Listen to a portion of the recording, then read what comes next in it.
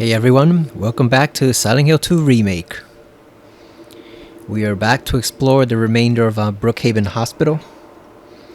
I was gonna play Alan Wake 2, but I got caught up reading some Control fanfic, and by the time I looked up, it was already a quarter to 3 a.m. So I'm not gonna have enough time to actually finish that game like I wanted to. I need at least 2 hours, but we can play a bit of Silent Hill 2. And continue to search for all those memos, glimpses, and strange photos that James has to find. We're gonna hear the game show now. I wonder if James can skip it. I wonder if he can just skip the whole thing. Everyone, thanks for tuning in. Welcome to another exciting edition of Trick or Treat. Where I don't think he can. questions correctly and win a prize beyond your wildest dreams. Or you fail to answer correctly and receive the punishment. It's all in the hands of our lucky contestant, James Sunderland. James, are you ready to play Trick or Treat? Excellent. Here's your first question. In the early 1800s, a terrible disease spread across Silent Hill, resulting in the death of many of its inhabitants. Their bodies thrown into the lake to sleep forever in their watery grave. How many souls were lost during the plague? 1, 42, 2, 67, 3, 85. Know the answer? Well, you better hold on to it. You never know when it might come in handy. Now, on to the second question. Follow Sanders Street heading east and further on to the outskirts of town. One and only one road will take you towards the lumberyard and the cemetery. What is the name of that road? 1. Bachman Road. 2. Munson Street. 3. Wiltsey Road. Did you get that? I sure as hell hope so. And for a third and final question, Silent Hill witnessed a gruesome murder a few years back. A brother and sister were playing in the road when they were attacked and chopped into pieces with an axe. Torn flesh, smashed bones, splattered blood. What a terrible tragedy. What a gruesome end to such innocent lives. One of the victims was a local boy named Billy Loque. But what was the name of the other victim? Billy's sister. 1. Miriam. 2. Heather. 3. Julia. Well, that's the last of our questions. Have you got it all figured out? If so, fantastic. The time will soon come to collect your prizes. But be careful. If you're wrong, well, looks like that's all the time we have for today, folks. Thanks for tuning in. See you somewhere, sometime, in sickness or in health. Bye-bye. What the hell was that?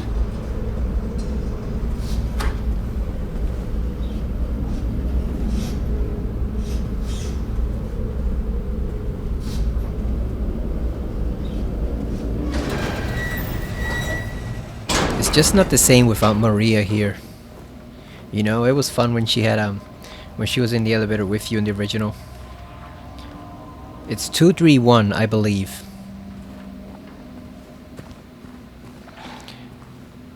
Now you know that sure as hell wasn't manifested by James's conscience, because the thing is it is completely possible for him to even miss the answer to all three of those questions. So you know damn well he didn't create that. So that's more further evidence that there is some type of consciousness or something guiding Silent Hill besides just the characters' random thoughts and secrets that they keep hitting, because it is entirely possible that James would not know any of that.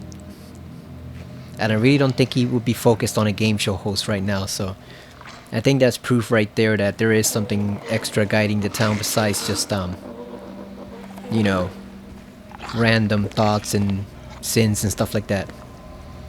Like that game show almost sounds like something Loki would do. You know, when he encountered humans, it sounds like something a trickster god would do.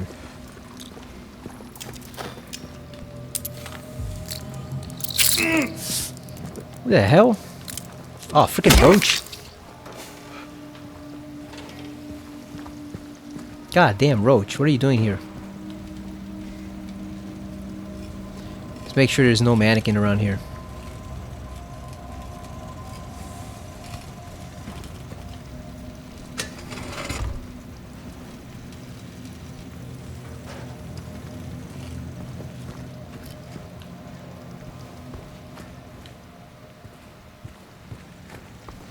So the good thing is apparently there's only 2 memos left in the hospital. There's only 1 secret photo. And 1 glimpse in South Vale, and other than that there's nothing. So there's literally no memos, no other photos that we have to pick up, and only 1 glimpse. So that means we can pretty much just stroll through South Vale on the regular path. The only thing we have to go back for is the one that we left behind at the garage. The one we didn't use the garage door opener. That's the one we have to find.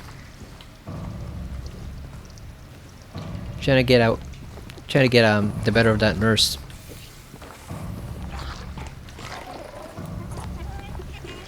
Where is she? I can't see her.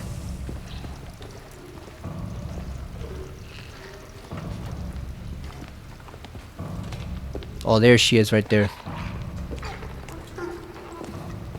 Oh, is there a spitter around? There is, you can hear him.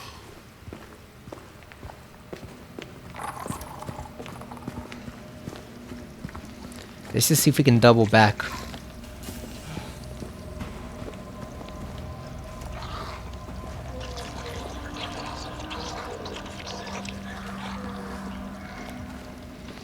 We also have to pick up a very unique trophy over at the motel, so we gotta remember to pass by there. Damn, where'd she go? Wait a minute, is she alone here or? Oh, you got rabbit ear mannequin over there. No wonder she's strolling by. They're waiting for you so they can ambush you.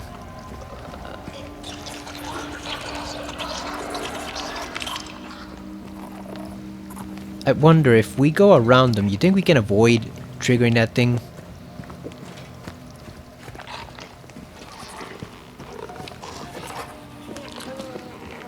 Like if we go this way, you think you can avoid triggering her? I mean the mannequin.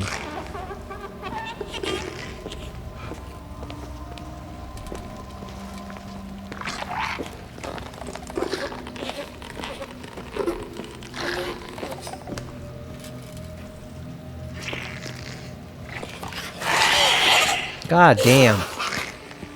Great.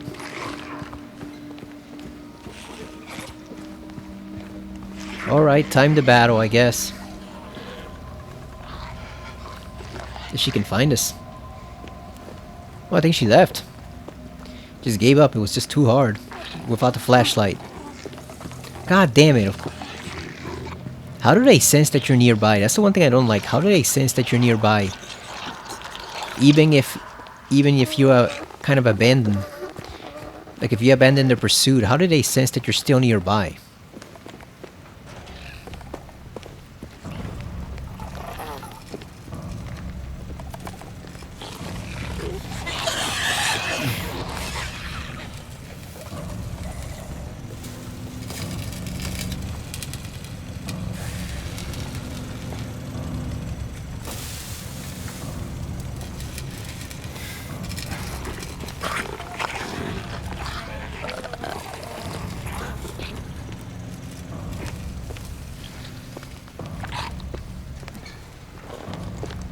Can we sneak up on her? She's right in front of us. Let's see if James is quick enough. Can he reach her before the mannequin notices? He can.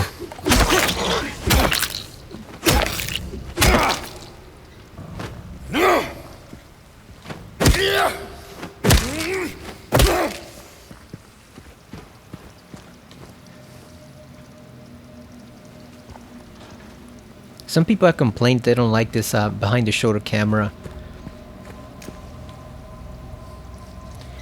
I agree that there is something really satisfying about being able to turn the camera around and see your partner. I mean, seeing your character completely. You know, seeing them face to face and all their details. But at the same time, I actually don't like the fixed camera angles that much because it can become really distracting in a fight. You know, it's one of those things where yeah, it'll give you some unique angles like really look like some experimental filmmaking, but at the same time it can also be frustrating as hell if it's not done properly. It's one of those things that looks easier to do than it actually is. And you can tell because they tried to do a fixed camera angle for I believe it was Resident Evil 2 remake. They tried to do a fixed camera angle for that thing, and that thing was a fucking disaster. There were some rooms that were perfectly alright, and then there were some rooms that were literally unplayable. Like I saw someone stream it just a tad bit of the game on that mode, and you could not play that thing. The people who were trying to do it, like, bless their hearts, they tried to do it properly, but they're only amateur developers, and also like they were having to work around a lot of bugs.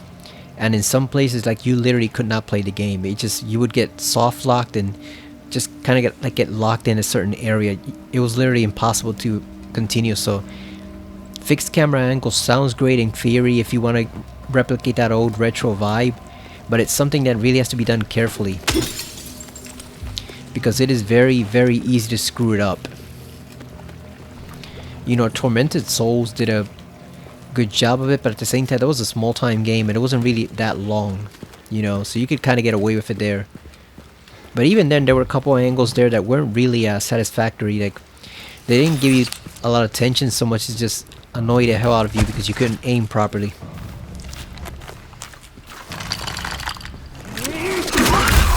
God damn! Not me, weirdo.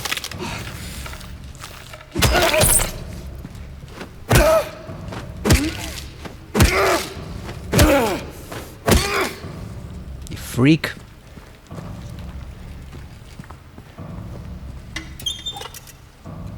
It's almost like some deranged rabbit or spider whenever they jump at you like that.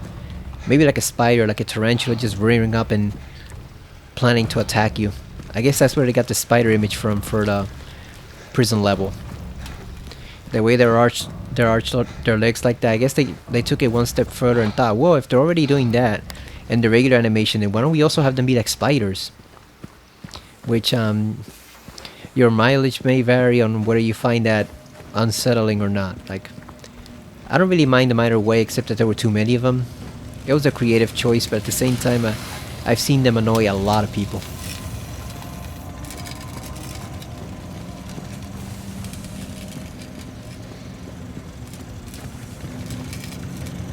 I kind of want to play Control again, but the thing is, there's only one save, so unless you kind of back it up and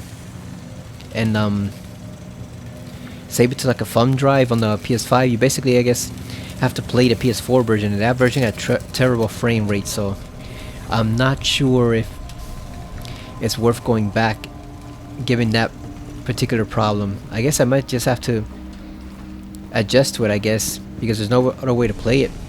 If we go back and, like, if we try to play over the save file on the PS5, it's just going to erase all our progress, and we still have several trophies left. So I'd rather not get rid of it. Look at this one thinking it's being clever. There's a nurse over there, I can hear her. Oh, there's bullets there too, even though we don't need them. I still want to get him to see the total amount we have.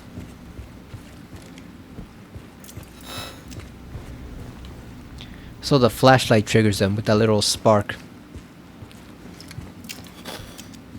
Are you gonna do anything? God damn! You freaking freak.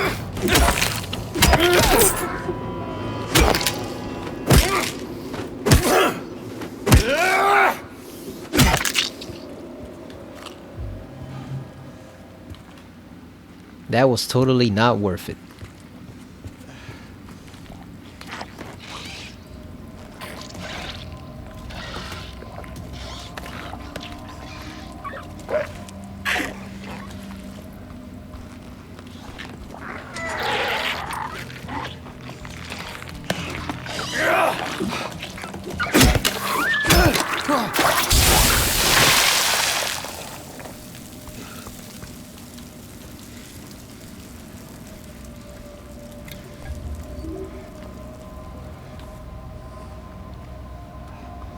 I'm having fun playing this game. Now that I've gotten used to it, except for like the mannequin ambushes, it's actually really relaxing in a way. Kind of like the old Silent Hill 2. There's just something comfort food about it that you just keep going back to it over and over. That's why I said I kind of get annoyed at the people, the very rare people, because it's only like literally like one person out of every 10 that says, oh, it's a bad game, it's a bad remake. It's like, how? They never bother to explain anything. They give no reasons or anything. It's just fools on the internet who just say, oh, something's bad, and when you ask them to explain it, they have no answer. Literally, you could check out the threads on Reddit and they just leave like one single line comment, it's a bad remake, it's a bad game. It's that they never explain anything. And if it's that bad of a game, how did they get like almost near perfect scores on every single game review site? Like, that's like not even freaking Last of Us 2 did that, and we know that game has a huge amount of problems.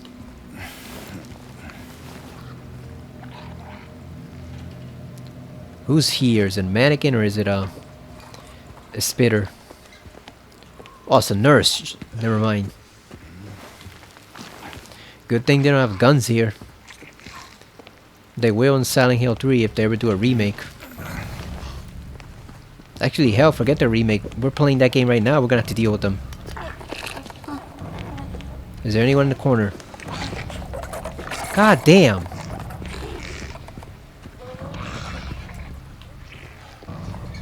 Why are they so quick?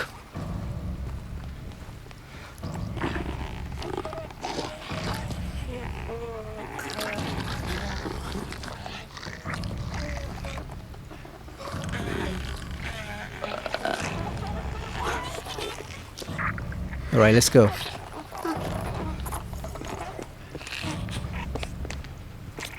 God damn! It's just impossible to catch him off guard sometimes.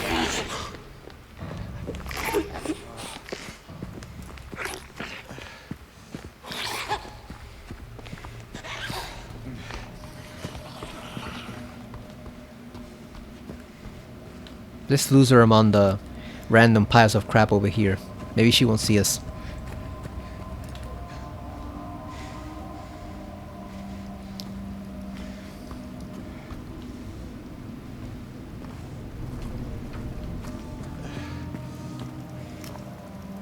Did she leave? Where'd she go? She sounds like she's nearby, but... Oh, there she is.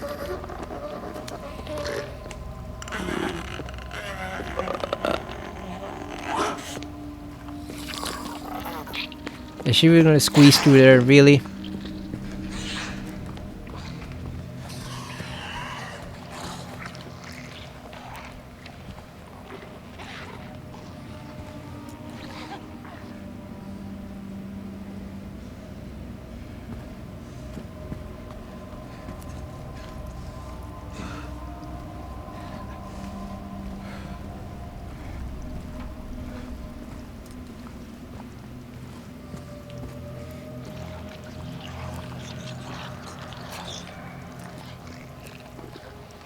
Where is she? I can't see her.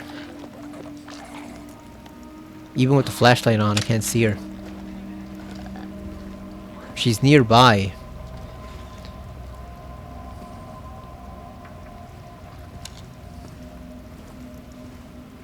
Is that her? Is she hiding behind that pipe? Oh no, there she is right there.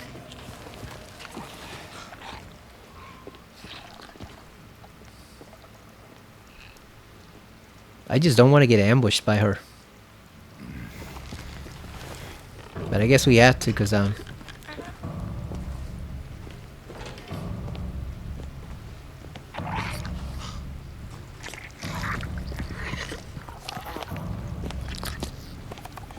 on, James, move.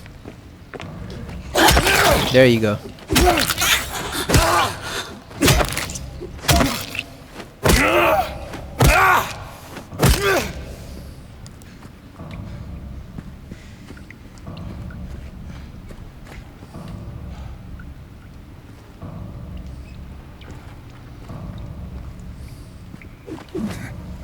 Alright, we gotta climb up.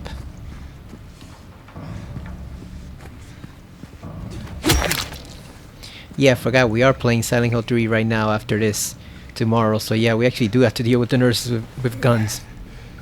Not right away, but eventually.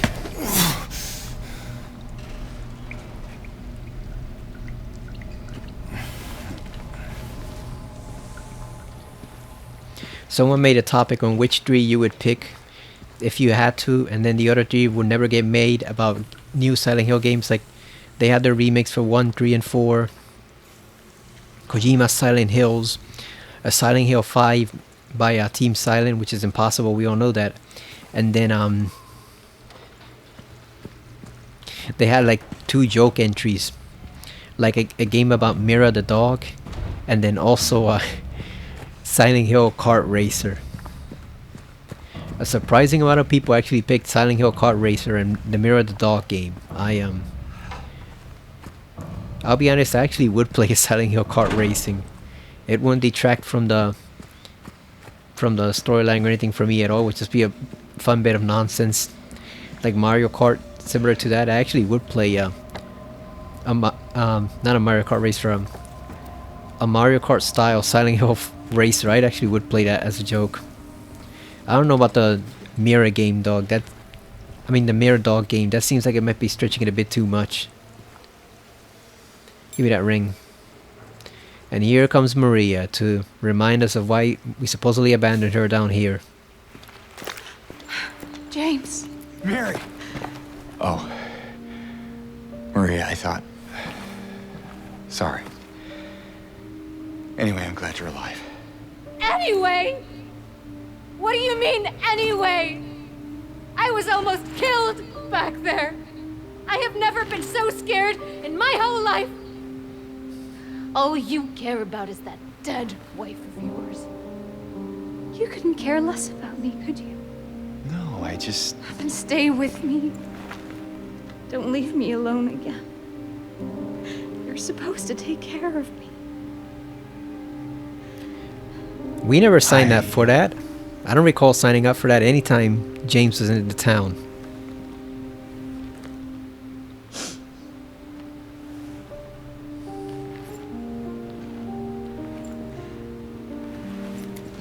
So what about Laura?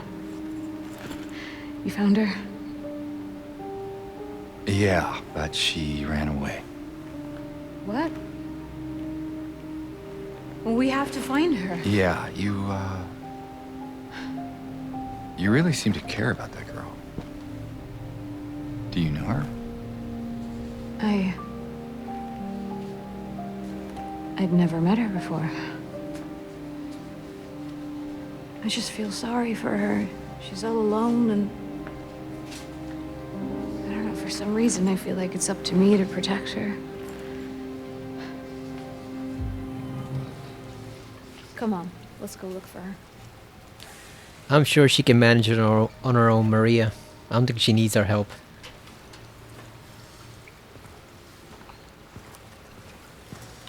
Is there anything else in here? Nope, just trash. I guess we go this way now. Why'd you leave your revolver and meat cleaver at Ernest Baldwin's mansion, Maria? If you had that, you could defend yourself. You would need to rely on James. Why'd you leave your weapons behind?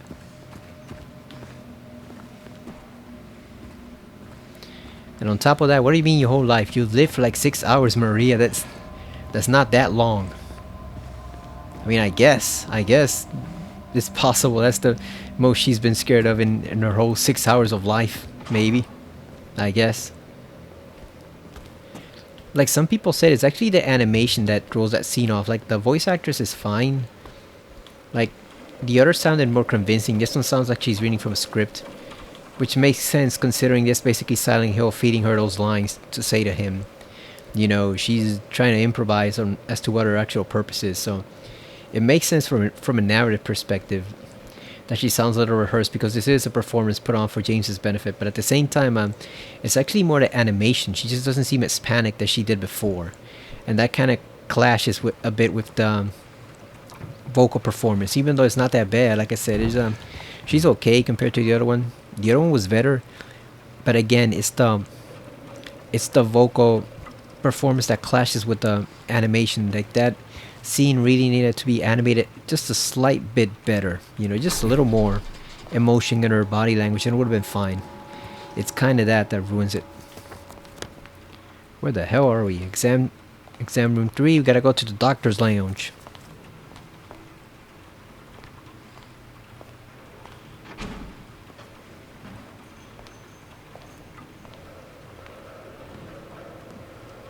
Then we also gotta go to the pool area.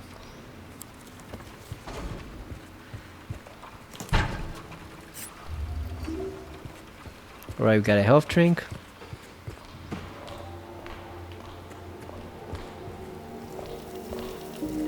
What the hell is that? Well, what do you know? A stroll in the rain. Come on, man. Maria. What are you talking about? I'm trying to keep things light, James. Just humor me. Yeah. Sorry. Yeah, isn't that romantic? A nice casual stroll through acid rain. Because everybody loves their acid rain for romantic moments, right?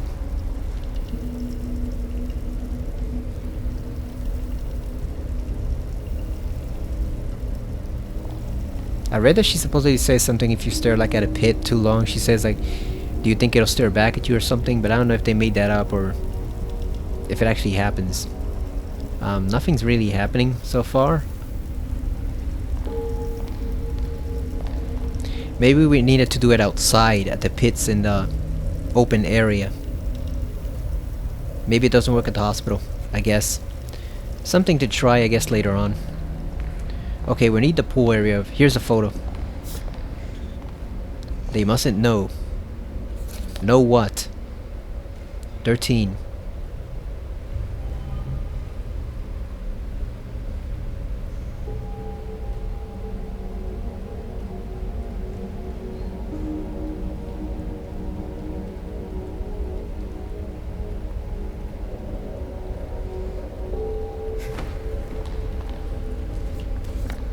Okay, where are we? Gotta go to the doctor's lounge.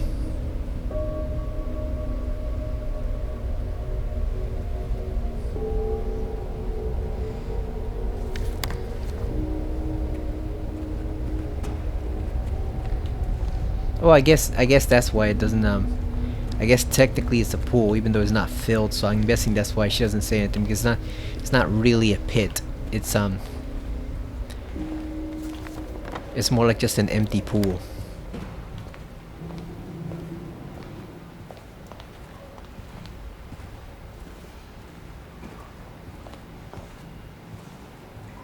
Where is the doctor's lounge? Let's see. Is there anything in here? Anyone here? There is not.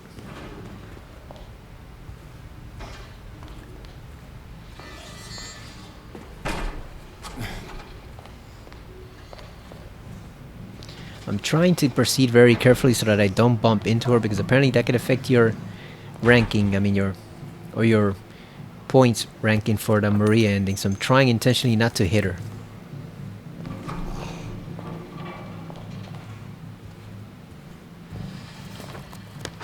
Is that what I think it is?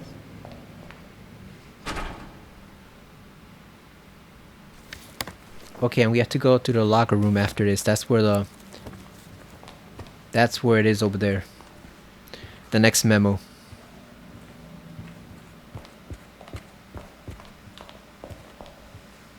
Alright, time for her to give us some sass.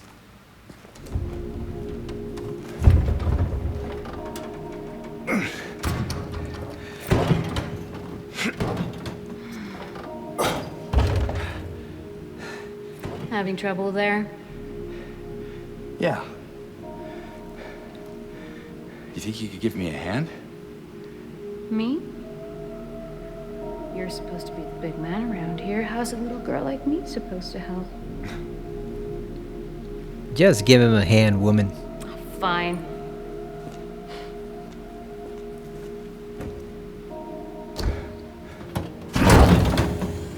Oh, God.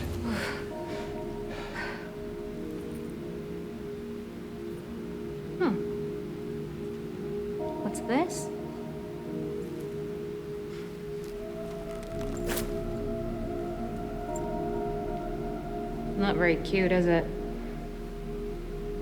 Here, why don't you take it? Thanks.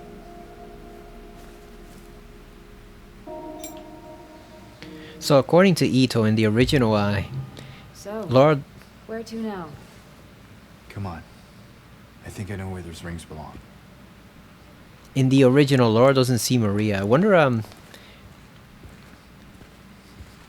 if she sees her here, or I wonder if also like how far the effect extends. Like, is it as soon as they leave the town, that's when she becomes fully physical, you know, a fully physical being, or is it the more time Jane spends with her, the more real she becomes? I wonder which one it applies, because obviously in the Maria ending, in order for it to be effective, she has to be able to leave the town, get sick, and die eventually, and repeat the cycle. So obviously she has to become a real person at that point. But I wonder, like, when does it take effect? Like, is it at the very end when they leave the town and the town decides, okay, you've sealed your fate, so now you can suffer the consequences? Or is it like the more time Jane spends with her, the more real she becomes? Because Ernest sees her, and I know Ernest is a ghost, obviously, but again, he was still once a man, so he still counts per se. So at least two people are capable of seeing her. And obviously she can also interact with objects physically there, because if she was just a hallucination, she wouldn't be able to open up the fridge door. He would just be struggling on his own. So obviously she's a physical person at this point. Like, is it just phasing in and out? Like, she's only real when he's there alone, and then when he's with Laura she doesn't exist, or she's just dormant? Like, I wonder how that actually works.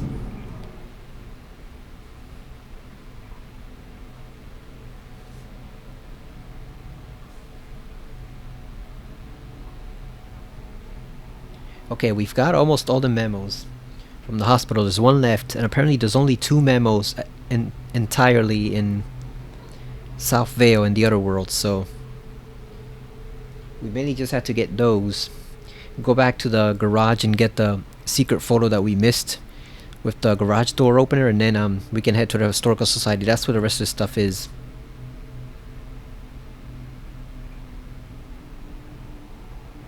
Yeah, there's only one photo too in South Vale Otherworld, and it's basically in a car near the Lucky Jade restaurant on Cat Street, so not too much stuff to find. We got everything here.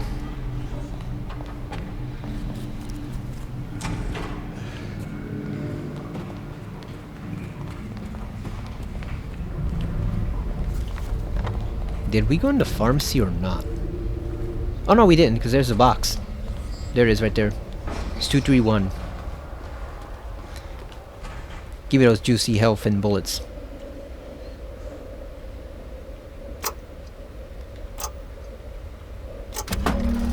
Here we go. Got 2 syringes and some nice shotgun shells, which we can use. 6 bullets, we can't use any of them. Got some syringes though. Is there a health drink over here?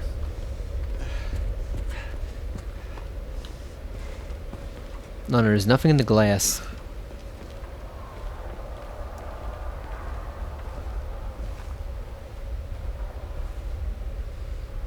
Yeah, I think it's just that. I don't think there's anything else in here. That's why it opens, because the box is in there.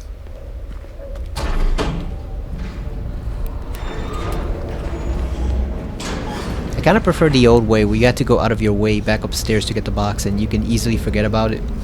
I also preferred the old announcer, obviously. I think it was much better than this one. One interesting thing, apparently I didn't know that just like the Japanese developers put some Japanese touches on the streets and stuff in the original SH2, apparently the Polish developers here had some Polish touches with the street. You know, they have some stuff they put in there from their city over in Poland here. I wonder what they are. Like, what defines their streets as being unique compared to American streets or Canadian streets or Japanese streets? Like, I wonder what that entails. What does that mean? What is that? It's a door, Maria. It just has a big 3D printed statue glued right onto it. It's just a door.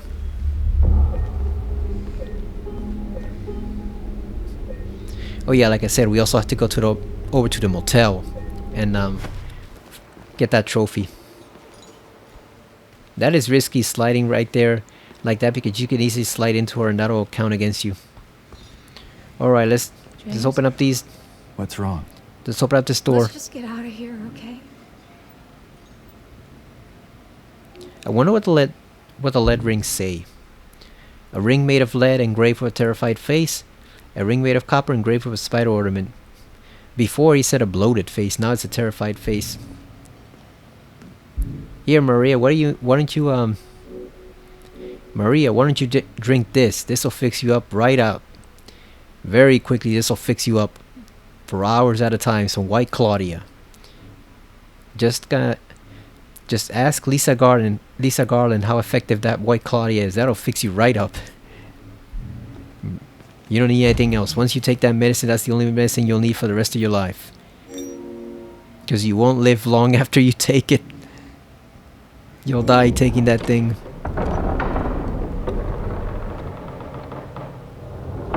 Oh man, the prison's gonna be bad. Gathering all the memos and photos and glimpses. What's wrong? I thought you wanted to get out of here. I know. It's just... something doesn't feel right. Come on. It's gonna be fine.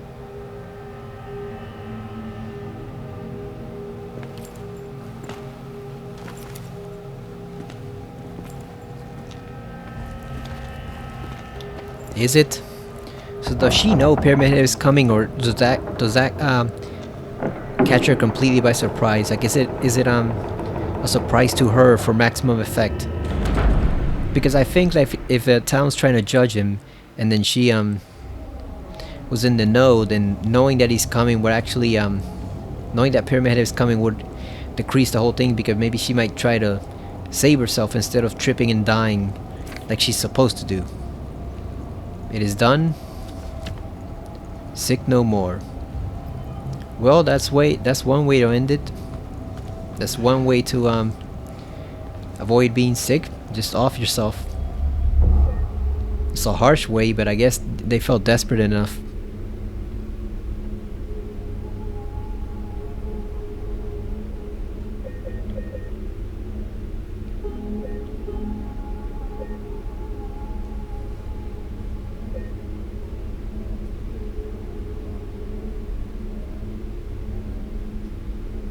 Alright, we got the ominous note, so that's it for the hospital. We're done. Got nothing else left to do. Except, take this health drink, because James is once again limping, so. Even though we don't really have to stay healthy for the next part, but it's better to just see him in full health. Especially since he can take like 2 or 3 hits with full health, you know, while he's in tip-top shape and still staying green. It's not like a Jill in Resident Evil where one hit and she's basically in caution mode, or Claire. James can take some hits.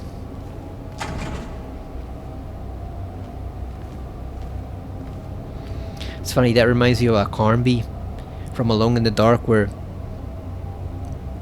he's supposed to be this big strong man, but maybe because he has a problem with alcoholism, they never tell us, but he actually takes a lot less hits than Emily Hartwood. Emily can take some hits. She's a tank. Until like the very end, that's when she starts taking damage, but she can easily take a lot of hits compared to him. So it's one of the things, it's kind of weird seeing him be bigger and tougher and stronger, and yet he's the more vulnerable one of the two. I guess maybe they were trying to say something about his alcoholism or whatever. Maybe that's what makes him more vulnerable, but that's just weird to see that the smaller, skinnier girl is actually the one who can take more hits. You know, she's a tank. This 20-something-year-old girl, or woman rather, this 20-something-year-old woman compared to like this big, strong 35-something-year-old man. 30-something-year-old man. He's not in his 40s. I think he's in his 30s, but yeah, she's a tank compared to him. Now this sequence here, some people have complained that they preferred it before when you couldn't know Pyramid Head was coming until you heard him. He just caught you off guard. But at the same time, I can appreciate why they might have changed it, because this makes it more ominous. The way the hallway looks all red like that. You know, like Like in Deep Red, red is the color of madness. That's what they say about that movie. Well, here it's also the color of death.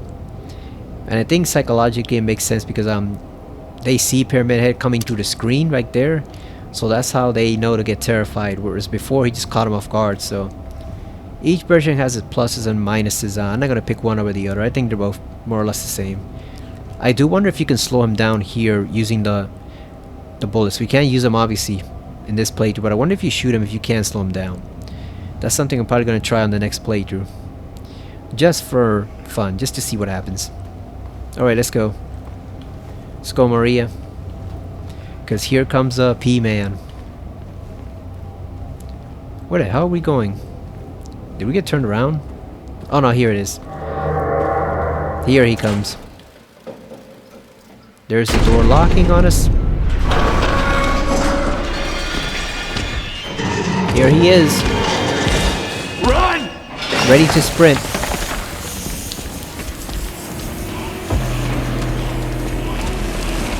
He runs so funny too. Not just James, like it's funny how they run in slow motion. But even Pyramid is kind of funny in the way he runs. It's like he's trying to put all his energy into those legs, but because he's wearing that dress or that butcher smock, he can't really move that fast. And look at Maria out on a casual Sunday stroll. That is not the stroll of a woman who fears for her life. Come on, hurry!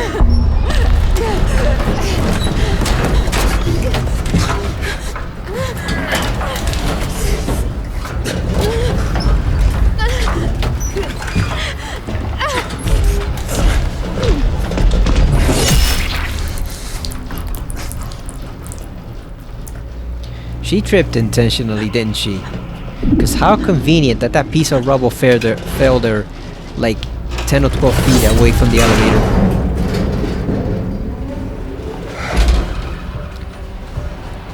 Or I guess the town did that intentionally to have it fall by her feet. But the way she was running, I still tend to believe that maybe she tripped intentionally. Like maybe her subconscious was telling her, oh, this is where you have to trip for maximum effect. I'd be curious to see other people's views on it, and you know, how much does she know? Does she know she had to die at certain points, or does it catch her off guard too for maximum effect? Because it's not really as effective if she knows all the way and she's terrified. That's not, I mean, she's not fully terrified. It's not quite as effective. Like I said, I noticed they eliminated the metal pathway before. I never understood what that was. In the original Brookhaven, where you would look down like that, you would see the metal sidewalk going down, like some type of futuristic moving sidewalk right after you exit the elevator in the other world. I never understood what that was. And I think I'll probably have to look it up because I still don't understand what it is.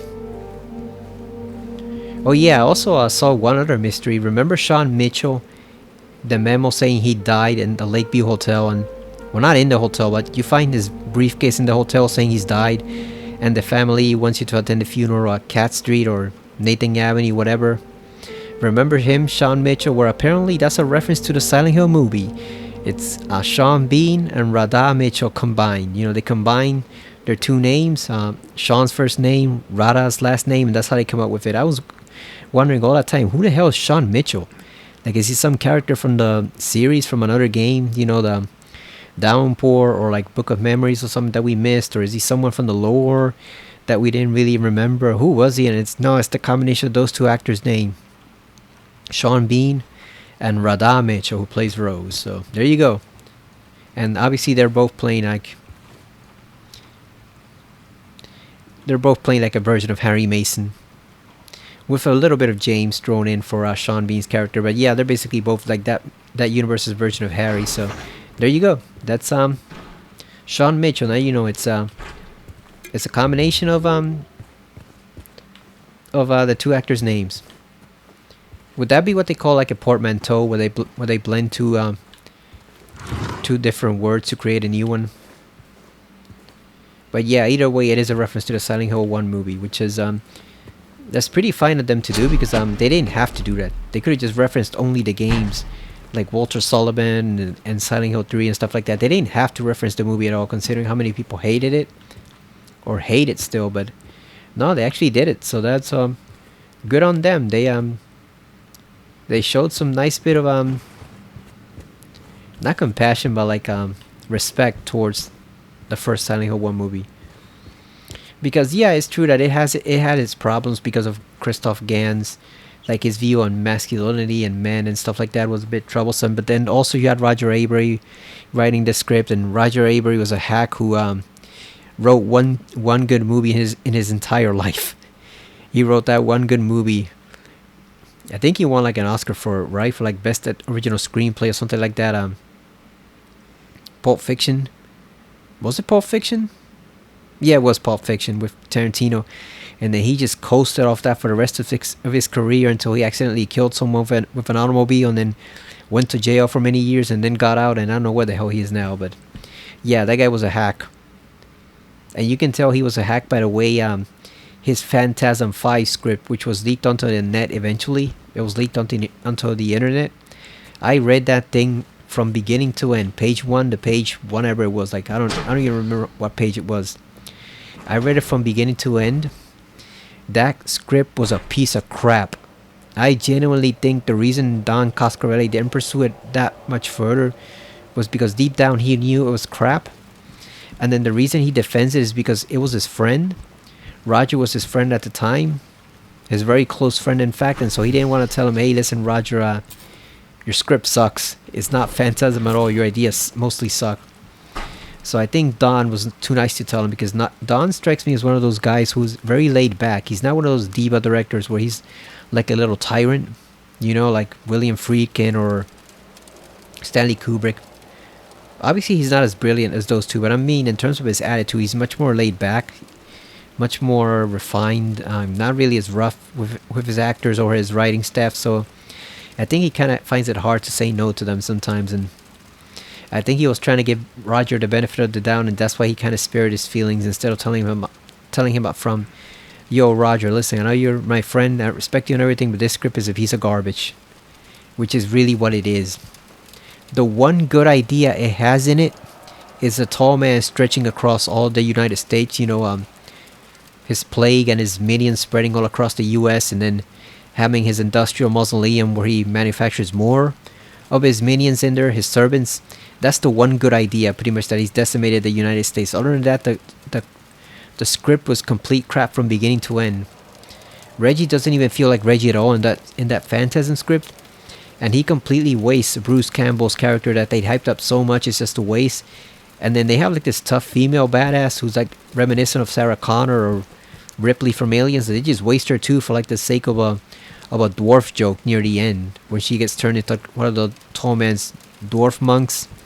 It's just very weird script to read, and it's very little quality in it. Like, you cannot believe that an Oscar-winning writer wrote that script, and that he wrote it after winning the Oscar, because that was his whole point that he was hyping up way back in like 1998. That like, what does Roger Ebert do after winning an Oscar instead of going to Disneyland or anything like that? No, he sits down to write the next great Phantasm movie. Where apparently that's why that movie wasn't made, because it wouldn't have been great. It would have been horrible. Like, as bad as Phantasm Ravager is in some respects because they didn't have a budget, it's still better than the piece of crap Roger Ebert came up with. It's leagues better. And that was all Don and Steven, I forgot what his name is, Romano, something like, I think it's Steven Romano, like Ray Romano from Everybody Loves Raymond.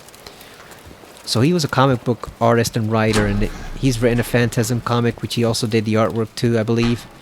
He's written some scripts that never saw the light of day, but he's he's written some stories that are in a book they just released, a collection. So I gotta check that out eventually. The book's only like $12.99, so it's not expensive. But it's a collection of standalone stories, like showing background from the Phantasm universe. So I gotta check that out eventually. But yeah, him, Steven Romano, and Don Coscarelli working together, even though they're not Oscar-winning writers, wrote a way better Phantasm script than any of the crap that Roger Avary tried to do in that script. Like, seriously, look it up if you're any type of Phantasm fan. Look it up. Or even if you're just a casual horror fan, look at that script. It's very easy to find online. It is horrible. It is one of the worst scripts you will ever read in your entire life. It's that bad. It's so bad, it literally makes Silent Hill Revelations, the sequel to the Silent Hill movie, look like a masterpiece. That's how awful that script is. That it takes it and you know an even more awful movie than the first Silent Hill, because the first one was just mediocre. It takes it what is truly an awful movie and it makes it look like art by comparison. That's how bad Roger Avary's Phantasm 5 script is. It is complete shit. And I read it from beginning to end that day when it leaked many years ago, a few weeks after it had leaked. I read that thing, and that is 2 hours of my life that I will never get back. It blows. It blew like a frickin' Hoover. That's how bad that script is. Alright, the light is going out. Is that some piano tunes? They're playing the piano right now? Come here.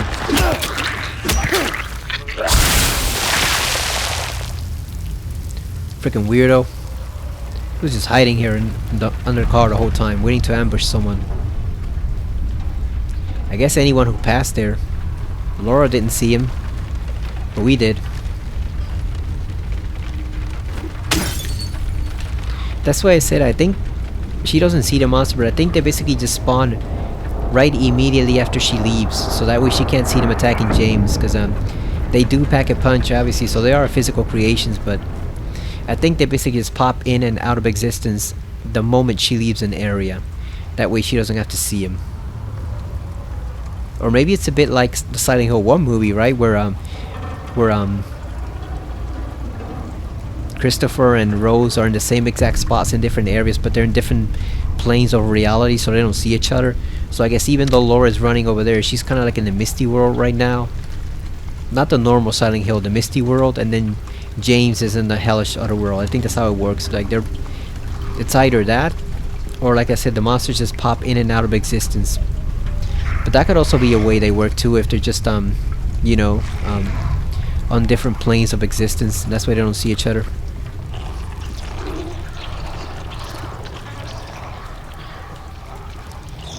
Let's make sure nobody's coming from behind. Oh, there's a roach. Damn, that roach flew.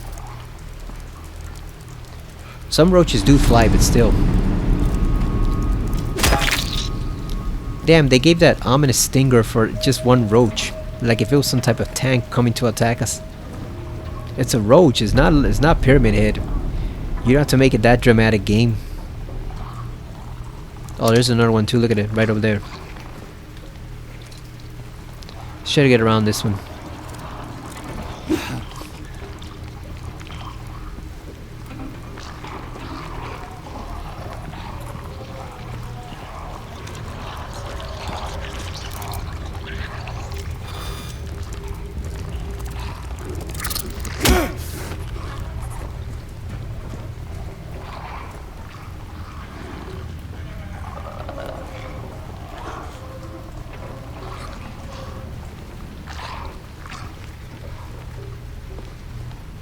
I do like how the other world is open, because it actually shows you kind of like the whole city caught up in the other world, instead of just, you know, being indoors.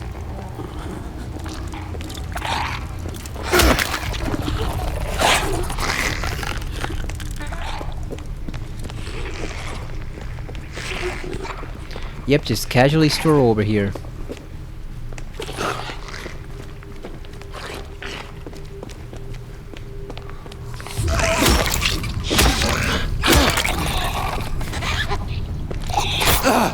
God damn.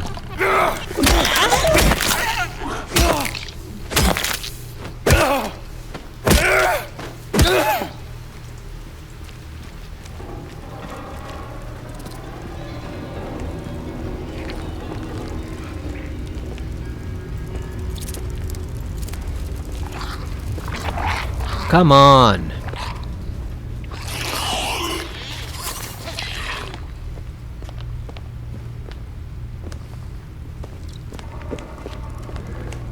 There comes that fucking roach.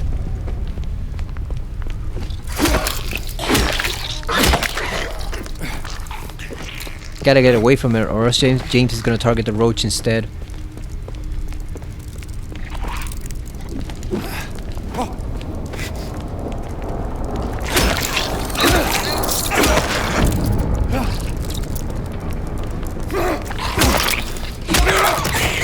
Got him.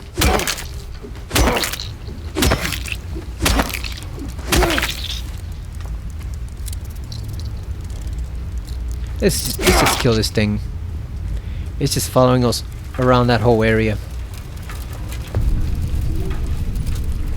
This is basically a trap on hard mode because the nurses take so much to kill that you basically end up wasting the exact same ammo that you pick up here. You pick up a syringe and a health drink, and that's usually what it takes to kill the nurses, so you just end up wasting the whole ammo. That's a blatant trap on hard mode. On easy mode it's fine. On regular difficulty, normal mode, it's fine, but then on hard mode that is a blatant trap because it just does not work. You just end up wasting the same exact health that you pick up there. It's useless.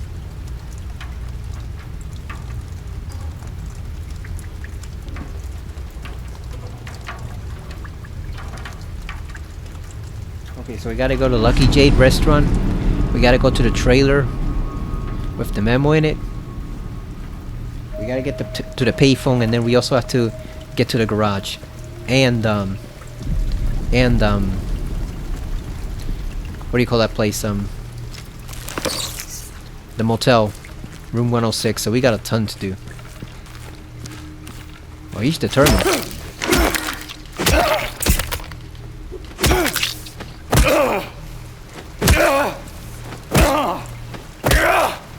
She was determined. She was like, I will get this man. Well, we got her instead. Nothing in here, so we don't need to break more windows. Let's just get out of here, James. Yeah, it's interesting to see the other world open like that.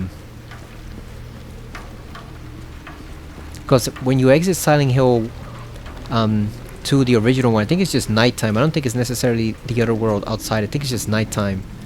So we hadn't really seen the outside other world since Silent Hill 1, where you're not just in like the amusement park or stuff like that. You're actually outside roaming the streets. I think the last time we really saw the outside other world was Silent Hill 1. You know, let's just get it over with. Whatever. We got plenty of health. Let's just get it over with, man.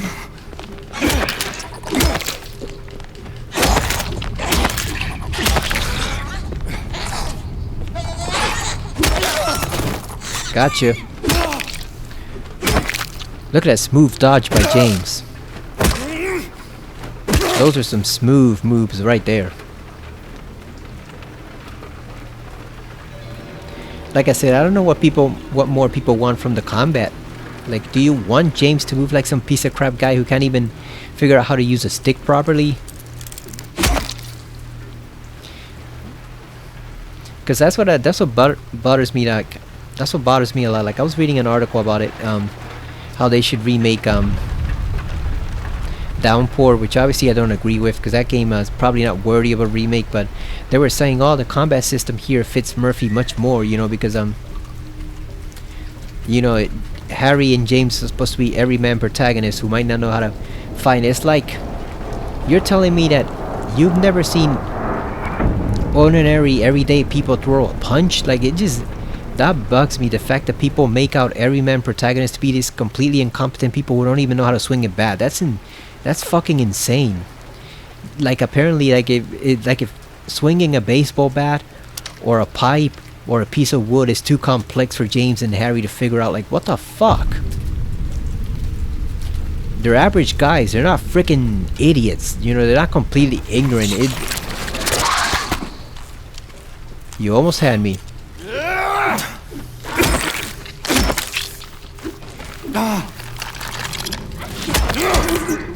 Like, it does not take a genius to figure out how to swing an axe, you know? It's not rocket science. Same thing with the pipe. We just swing and hit, and then you dodge when you need to, so that an enemy doesn't hit you. It's not rocket science. Jesus Christ! Like, that's what I hate about the whole everyman protagonist thing. People try to make them out like if they have to be complete idiots, and it's just annoying. For a moment, I thought there was a map inside there. That's just the dirty floor of the car. I thought that was an actual map.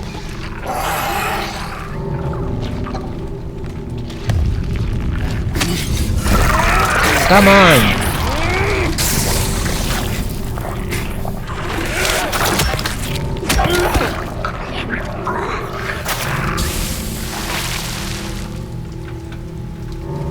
It's like they're average guys. They're not completely ignorant, you know. They're not idiots. At least not Harry. James is a bit of an idiot, but still, like, come on. It doesn't take a freaking Albert Einstein type IQ to figure out how to swing a pipe, man. That's just a part of the most annoying stuff about that whole everyman protagonist trope, when they want you to be like just completely incompetent at everything because you're supposed to be an ordinary average person. It's like, have you never seen an ordinary average person ever get into a fight at your school or playground or whatever? Like, come on, man. People know how to fight. They might not know how to fight as professionally as a soldier, but learning to fight is pretty easy. You know, it's not something you have to go to school for. Look at that one over there, just strolling. That's what I hate about the whole everyman protagonist trope, when they try to make them sound like they have to be as incompetent as possible, and that doesn't make for fun gameplay, you know. Like, there's a huge difference between James not being Leon S. Kennedy, him not being that level of sophisticated fighter, but then him not also being Ashley Graham, who can't defend herself for jack. There's a fine line between the two of them, and you gotta be careful not to cross it. Like, I get the feeling a lot of people wouldn't even give Harry or James any weapons at all. They just wanted to hide.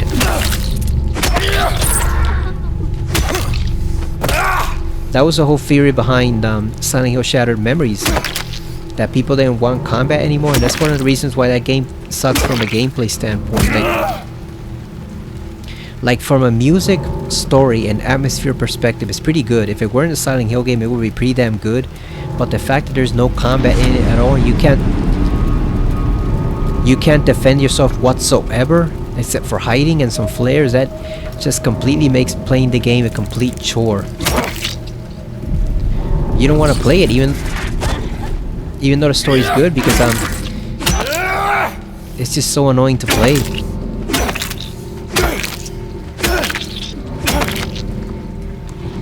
And it's a shame, because there's some interesting settings in that game. There's some interesting set pieces with the character, like Lisa, and like when you're falling down the void, and there's like frozen images of Shera and her father in there and stuff like that. I mean, or like Harry and his daughter, whatever. Like, there's some interesting stuff in that game, but the lack of combat just makes the gameplay a complete chore to play. It's just not fun, and I think that's why people tend to look down on that game, because if it had been anything other than a Silent Hill game, and if it had some minor form of combat, it would have been fine. People would have been saying, oh, look at the brilliant story here, and look at the atmosphere, and the psych test that the Dr. Kaufman gives you, and all that stuff. It would have been fine, but the way it is now, it's just an annoying chore to play, because it doesn't feel fun at all. And it's also not scary enough to be stressful, so you're kind of just caught between the middle. You're more annoyed than everything.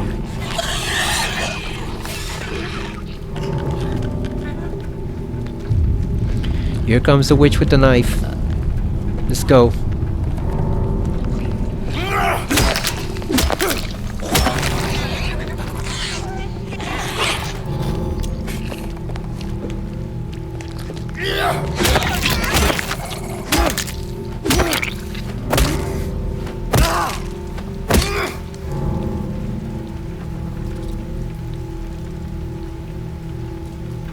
Oh, we have to go to Neely's bar too. Did I mention that earlier? We have to go to Neely's bar to get the other glimpse. That's just my view on it. It's fine if James knows how to duck and swing a pipe menacingly, because he learns over time. Like, you'd have to be a complete and total idiot not to learn how to fight in circumstances like this. You learn over time. The same thing for Harry. He might have been a writer, but he might have gotten in a few fights in his youth, you know, when he was a kid. And he learns over time because Cheryl's relying on him, so that's why he has to fight.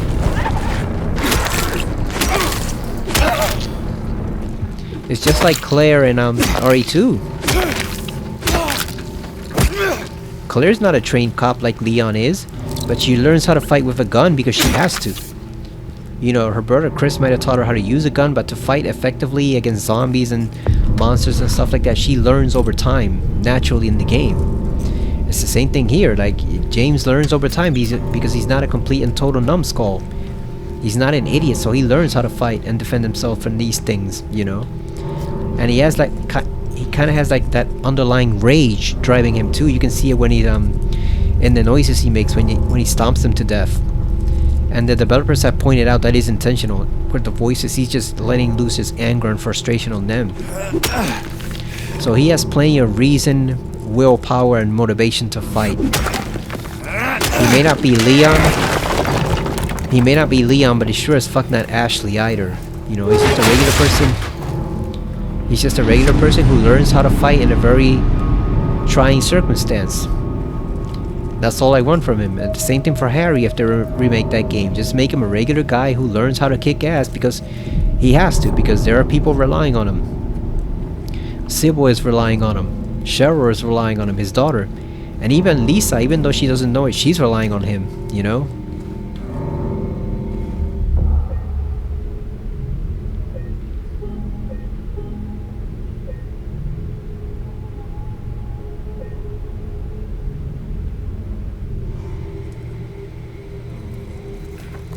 Okay, we gotta get to the tunnel on the east side of South Vale, so I assume that's right over there, right? That's where the tunnel with the mandarins are. Oh yeah, because there's Laura. Laura, stop! It's dangerous!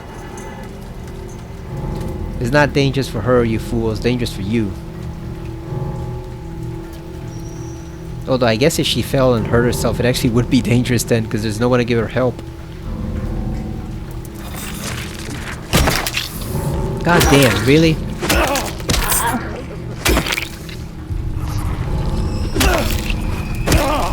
Gotta work quick before that nurse comes. There's another one over there too.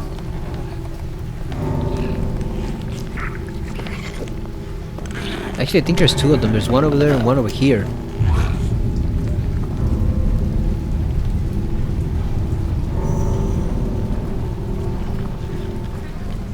Damn, she just left. The fuck?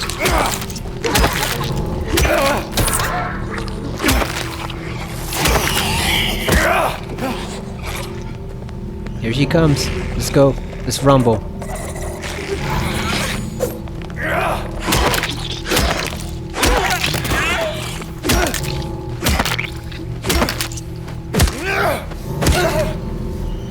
That's why I wish James had the emergency hammer in this. Can you imagine how he would swing that thing?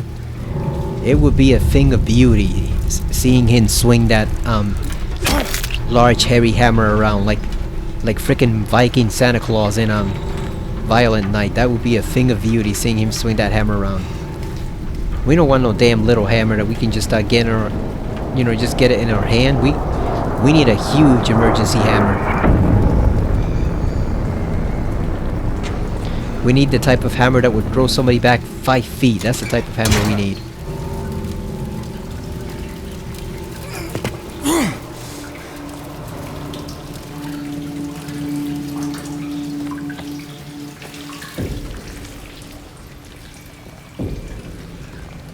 Alright, the Lakeside Diner. We know that place is full of enemies. Is there anything we can grab from over here? There is not.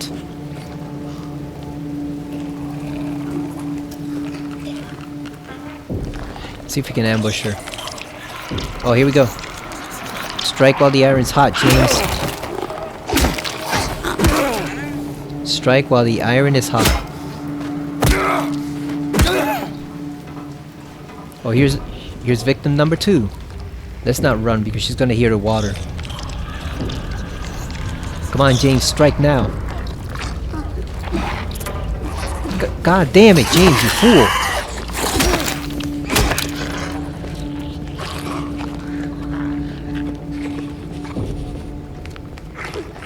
Stay away, you fool. The ones he was about to come over here and spew some gas.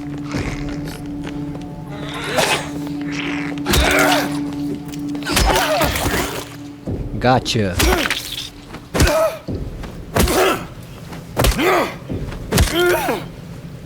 Alright, let's go. So there's a golf tournament going on, the Australian Open. I thought they weren't gonna show any tournaments on TV, but there's one. There's actually multiple ones going on, but that's the main one you can see. I have two guys in it, Harry Higgs and this new guy I picked, Matthew Southgate from England. I kind of like the Brits in golf. They can go a long way.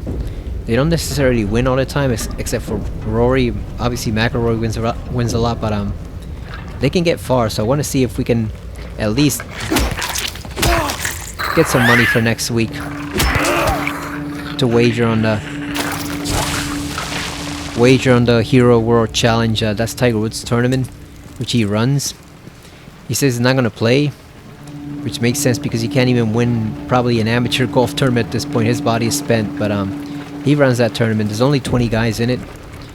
Not the best tournament to bet or even watch. It's kind of crap. Actually, it is crap, but it's one last betting opportunity before the Christmas season comes and everyone in golf is on break. So we gotta do it. As much as we might not want to, we kind of have to bet it. There is nothing in here. Oh, there's a health drink. Give me that Malort. Like Runeby calls it, Malort. They have that whole ongoing joke about James being an alcoholic, addicted to Malorts, and how awful that those Malort drinks are. Obviously that's not funny, but you know, it's an ongoing gag for the channel.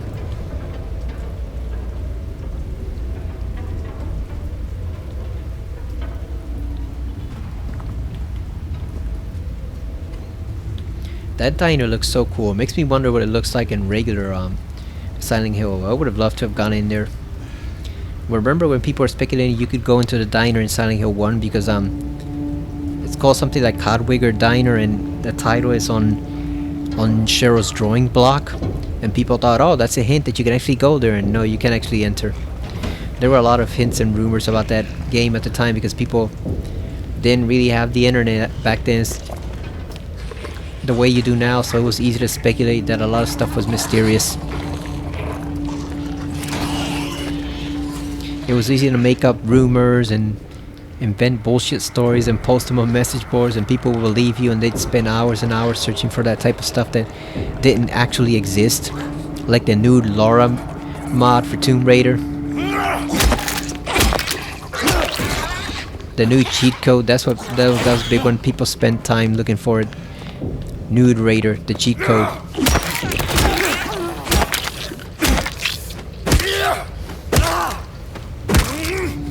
The funny thing is though, one of the developers revealed that apparently an executive at Eidos tried to make that into a reality. He overheard them discussing the nude code, and even though he knew it was a joke, he said something to the effect of, well, couldn't you make it real? And the developers kind of had to find their way out of that, so we almost actually had a nude raider cheat code for real had the developers been foolish enough to accommodate that guy. That would have been a mess. That would have been an absolute mess and probably killed the series right there if they dared to put in a new cheat code just because a dumbass executive thought it might be a good idea based off what he heard from the internet. Imagine if they had done that with PS1 graphics back then, and with video games still being considered like kids games. Like, that would have been fucking insane if they listened to that guy, whoever he was, and did an actual nude code for Tomb Raider. That would have been madness right there. That would have caused a huge moral outcry at Fox News. I can imagine that right now, all the stories they would have told about how video games are corrupting our minor and corrupting youth and stuff like that. Look at that, like, we don't see him leaning against the table. Come on, man. We see you right there.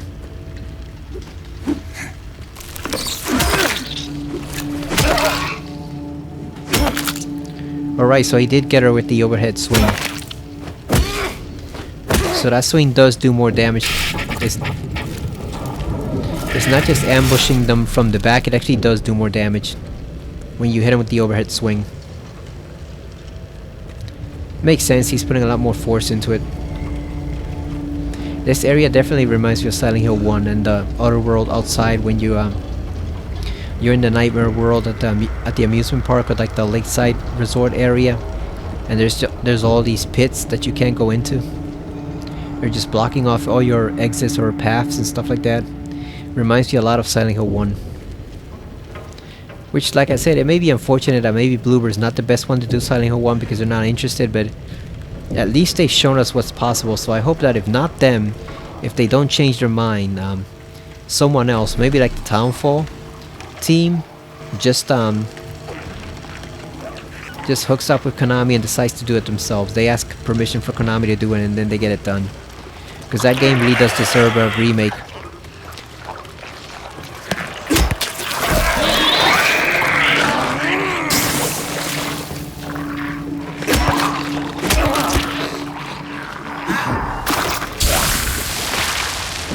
At least give us a really good port of Silent Hill 1, you know, so that we don't have to spend hours trying to sort out the PS3 to play it, or use emulators. At least give us a really good port, but I would prefer a remake. Because there's the people saying, oh, the story's not gonna appeal because it's around a lesson and a call, and it doesn't have the appeal of James's story. Man, fuck James. I love him as a protagonist, I really love his story, but goddamn, not everything has to revolve around freaking James Sunderland. You can take other risks, you know? You can... Yeah. Take that, nurse. You can have a Silent Hill story that revolves around other stuff besides people just inner torment and sins and stuff like that, their crimes. Like, you don't have to make every single game Silent Hill 2. That's part of the reasons why that's one of the things that sunk the franchise in the first place, trying to copy Silent Hill 2. Everyone was trying to copy Silent Hill 2 after the game. That's what sunk the franchise, partly. So you can have other stuff there. Come on, don't be cowards. Give us a lesser story in a modern setting so people can appreciate it, you know, in a modern game. That is sucker bait right there, but since I want to count the bullets, I'm gonna do it anyway, you know? God damn. I dodged to the side instead of, I mean...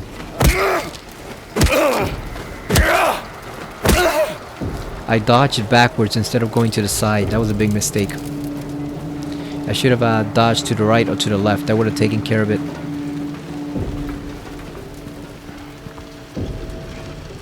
I'm keeping an eye out for stuff, but there's nothing to collect as far as collectibles until you pass the tunnel.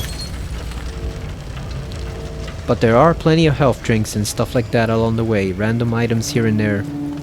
So I am keeping an eye out for those. Like this health drink right here. Oh damn, we are in red, orange. We are in, not just in caution, we're in danger.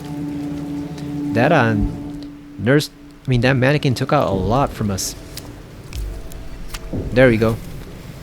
We're drugged up now. Just juicing up like Bane with his venom. For a moment I thought this was a syringe in the mailbox. I didn't realize it's just the mailbox's rusty lid. I thought that was an actual honest to God syringe right there in the mailbox. How lucky are we if we find a syringe like that in the mailbox here? Well, we're just randomly looking for health items.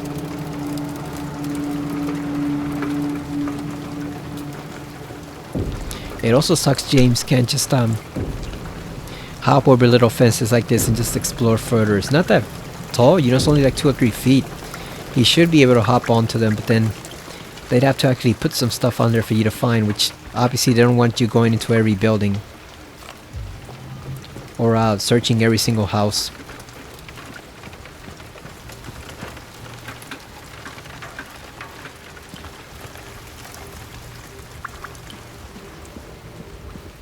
Damn, it takes a long time to get to that tunnel. God damn. More syringe to replace the one we just used. Perfect. Look at how we can still see the Lakeside Diner sign from here. That is pretty neat right there. That's pretty cool. I was about to ask, does Silent Hill have a bus system? Like Inaba in Persona 4? Or even does a small town, the bus still stops there? Does Silent Hill have a bus system, or is it only reliant on your own transportation? Laura, please, wait!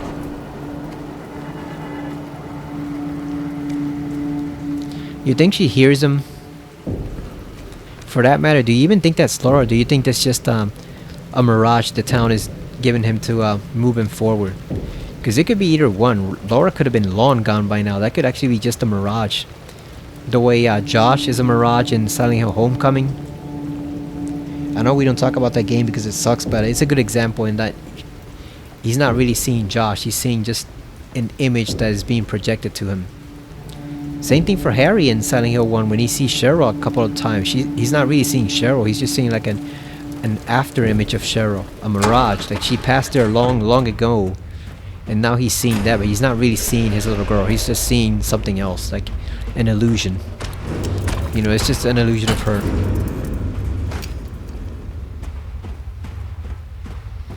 Boy, how naive were we when we thought this was going to be the only Mandarin monster in the game. That we weren't going to see that monster ever again. And what do you know, it just shows up completely out of the blue at the hotel.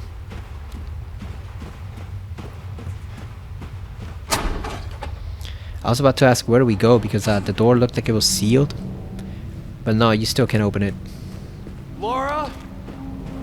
You never know, like there might be some glitch in the game left that actually traps you in one of the rooms. They might have missed a couple glitches here and there. Now this is a rusted old camper. Look at this. This is a rusted ass RB. God damn. This thing looks like it's been here for like 100 years. Even though RBs obviously weren't around 100 years ago. But that's what it looks like. Here's the memo. That's about the letter on the wrench.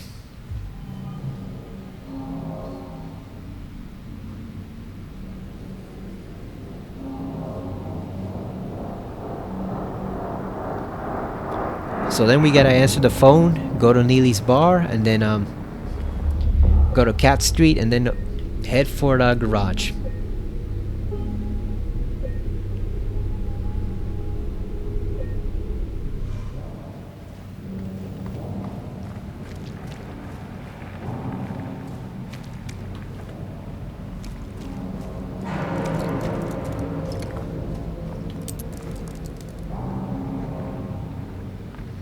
Are those roaches?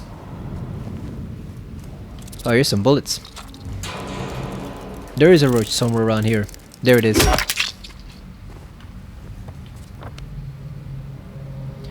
Okay, so there's Neely's bar right there. There's Lucky Jade restaurant right there, so we're close. That's where we answer the phone, the letter and the wrench. And then we gotta head over to oh yeah, because the garage is after Rosewater Park. So we gotta go talk to Angela first.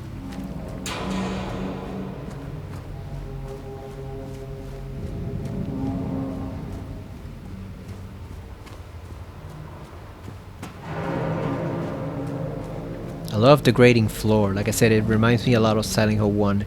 It looks a lot like the Nightmare World over there. I've told you before, there are little houses in Philadelphia that look exactly like this in North Philadelphia, because nobody wants to spend the time and money to fix them up, you know? Fixing this stuff costs money, nobody wants to spend that money, so there are literally houses that look exactly like this, just all torn up, and nobody does a damn thing about it. They're just surrounded by rubble, chunks are missing out of them, and nobody cares. I've always found it funny they're wearing platform shoes. I guess James really did step out of the 70s.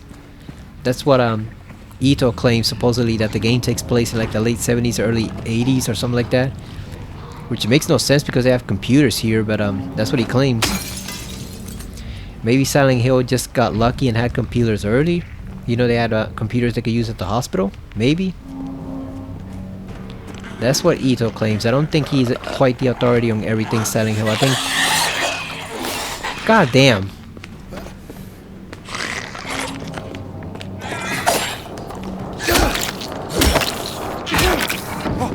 I thought we would be able to ambush her.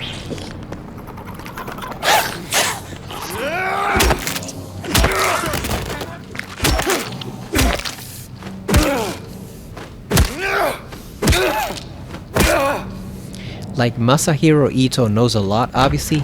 I don't think he knows every single thing in the game. Like, that's not something I think. I see you. God damn. You fool.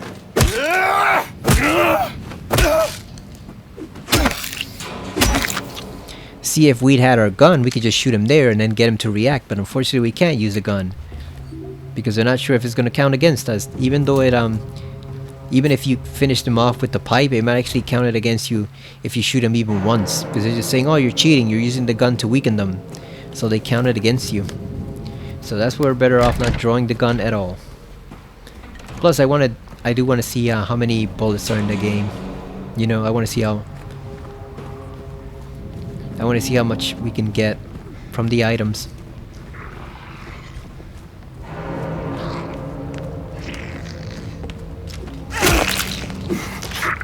Screw that up.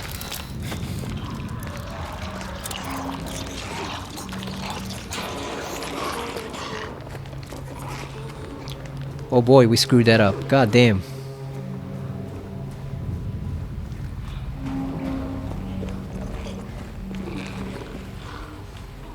I want to see if she turns her back. Alright, here we go. Let's get close. And we're gonna ambush her once we're there. If the roach doesn't give us away. There we go.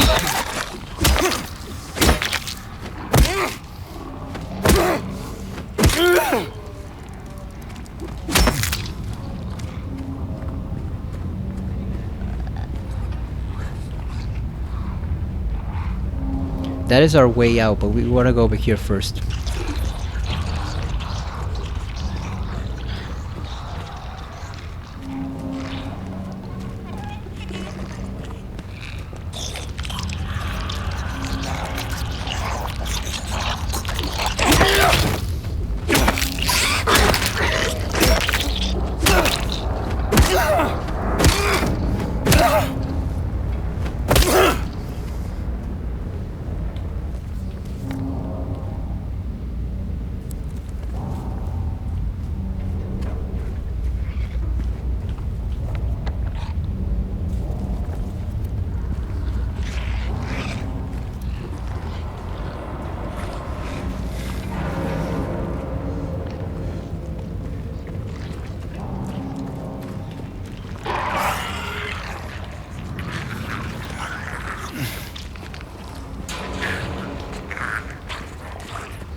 Can he squeeze through there? No, he cannot.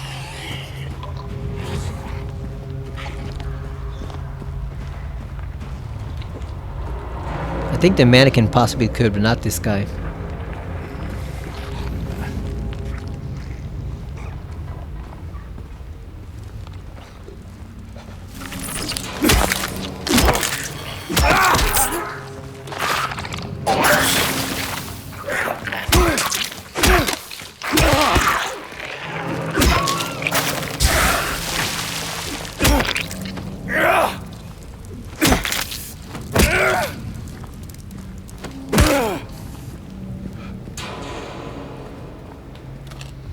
Alright, let's grab the ammo.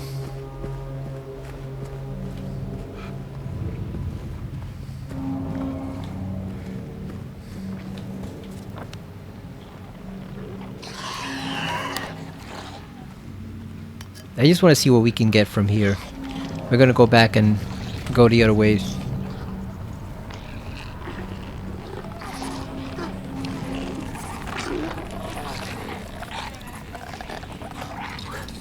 Damn, look at, she is spazzing out completely. God damn.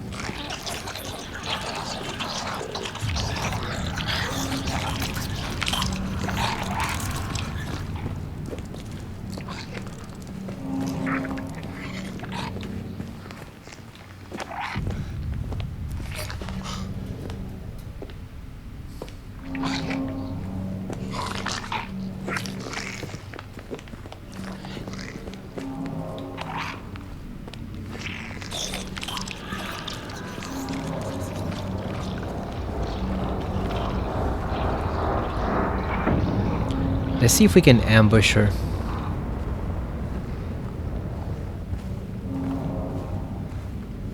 Like maybe she doesn't hear him anymore. She'll go back.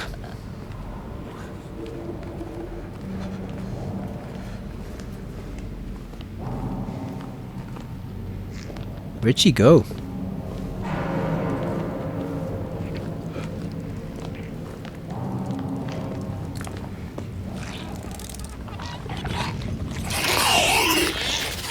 Really?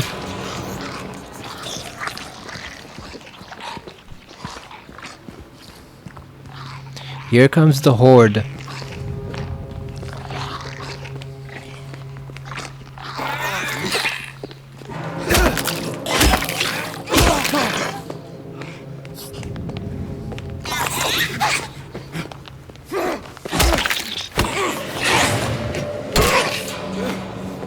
Really?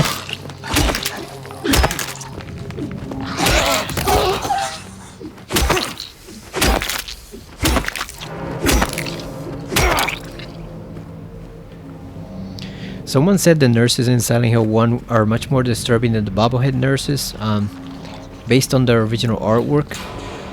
The artwork that Ito created. I actually agree with that. I think it's actually pretty true.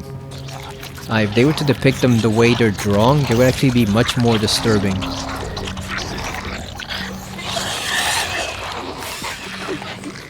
Because the way they're done in the game, it just looks like they have these pink humps on top of them, these lumps of flesh on top of them controlling them. But the way they're done in the artwork, it actually covers their whole body.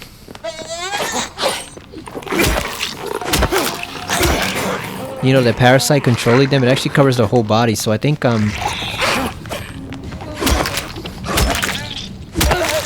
they actually would be much more disturbing than the regular bubblehead nurses here. If they were to remake that game and make it accurate to the monster concept art, it would be much more disturbing than these nurses are. Because these nurses emphasize James's, you know, sexual desires, to suppress sexual thoughts and stuff, but like those nurses are just plain monstrous, the ones in Silent Hill 1. And the doctors too.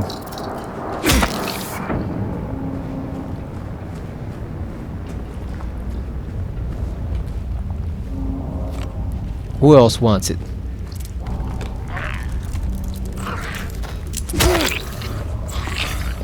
Really?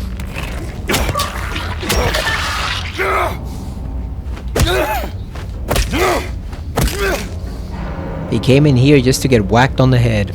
That was the only thing he accomplished. See you, mannequin.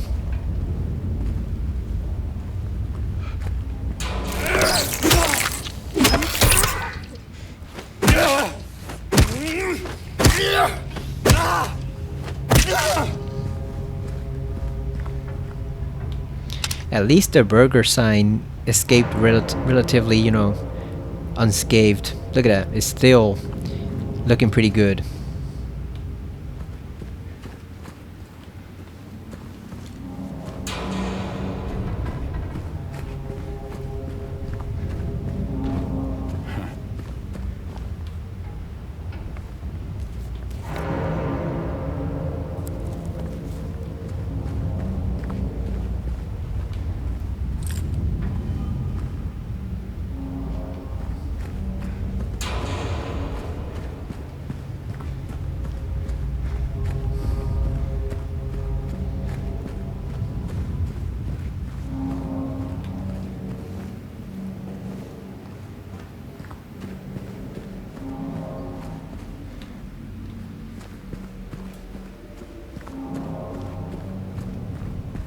Alright, let's go back to the window we can climb.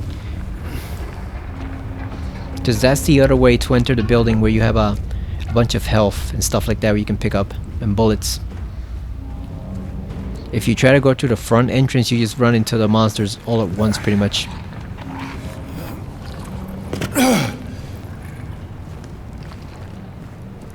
See, look at that, now you can pick up these bullets.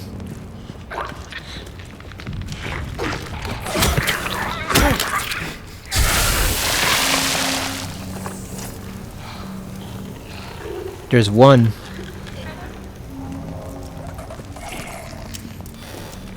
Here's a roach. That means there's a mannequin nearby. I think there's 2 of them.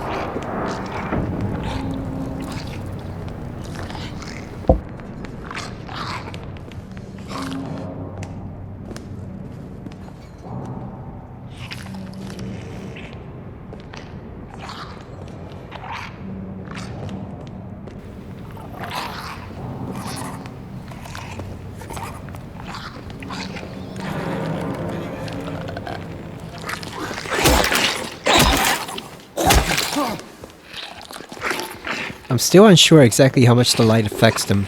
Whether you can sneak up on them with the flashlight turned on or not.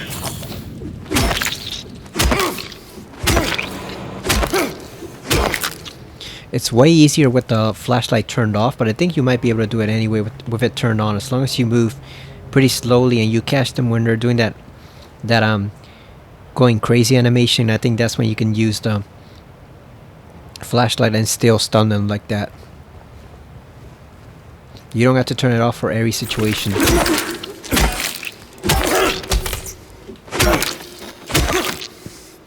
Oh yeah, 2 for 1. Got the mannequin and the roach. This is where you smash the door, obviously. You smash the opening leading to the building across from Neely's bar. More bullets. Look at that, we're up to 429 by now. How many do you think we'll get? Over 500? 600?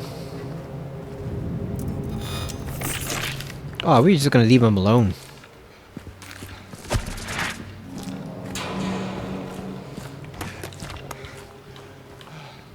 God damn, it's floating in midair. What the hell?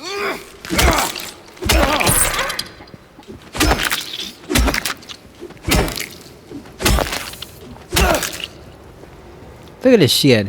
It is floating in midair. Look at that. Just hovering above the ground like that. That is cool. Look at that. I've never seen this glitch ever in this game, and I've been playing it for like probably well over 60 hours. I've never seen this glitch before ever. Look at that. He's just floating dead in midair.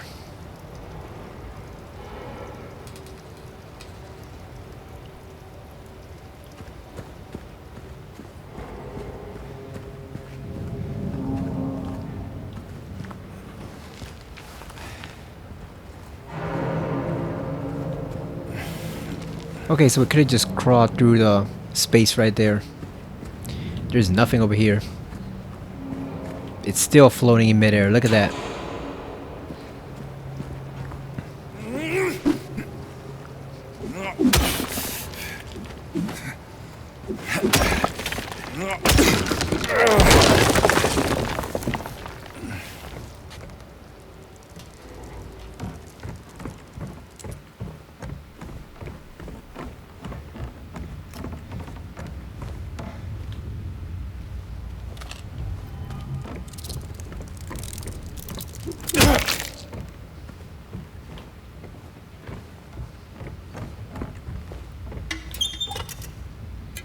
Another health drink. We're up to 54. James is stocking his own pharmacy at this point.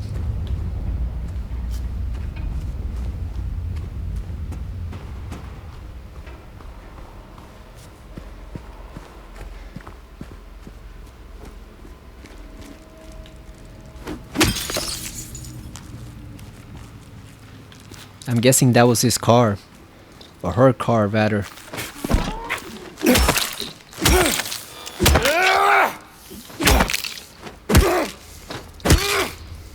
She just didn't want anyone messing with it. I noticed the fog disappears for a moment there when you stomp the enemy. That's I'm guessing that's a little sort of glitch. It's not supposed to do that. Well, it's not perfect. You know, even the fog of the original wasn't perfect. Plus, it is the nightmare world, so there shouldn't be that fog. There shouldn't be that much fog in the first place. It's fine. How often are we gonna stomp enemies to death in this section of the game? Not Not very often.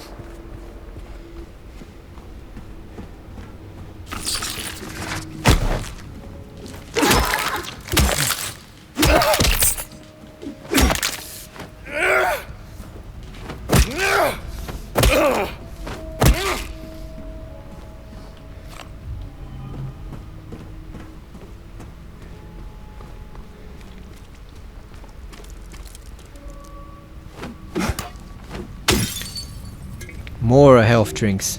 55.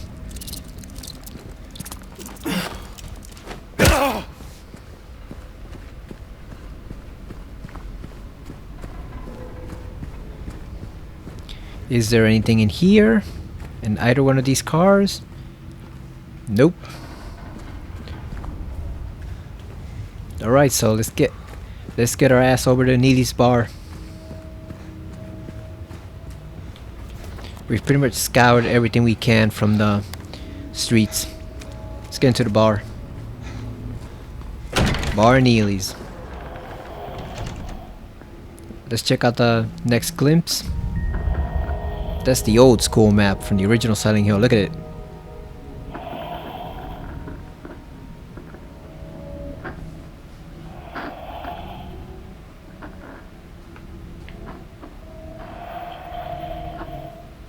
Yep, James, that's your map from a double of views. A double of view from an alternate universe, pretty much.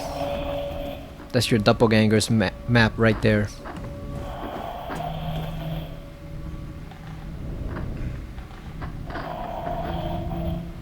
Who do you think wrote that message? The town? Or his subconscious?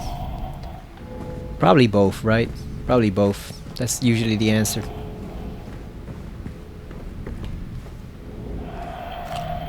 The town can put stuff like that on there, but it has to know what to manifest in order to do so. So that's what really gets under his skin. Although it would be funny if that was just Pyramid Head taunting him.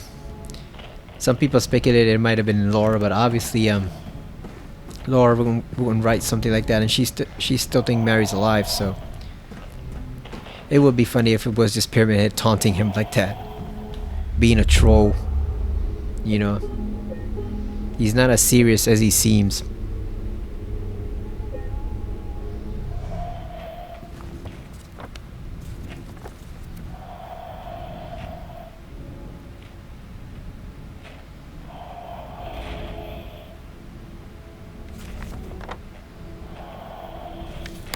Alright, let's go to answer that phone so we can grab the remaining items.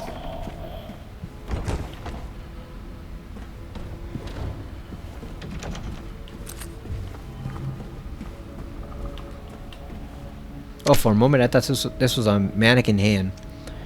Or one of the spitter monsters.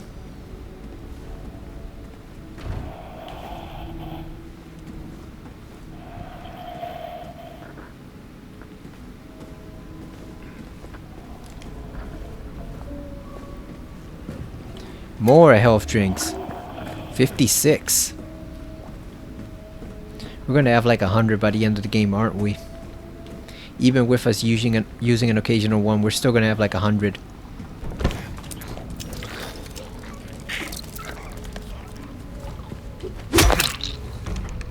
I always forget, but there's a mannequin right next to the trash can over there. Right next to the dumpster. It's hiding underneath the umbrella. Is that what you call those covers? Or are you just plain umbrellas for the tables? There it is, right there.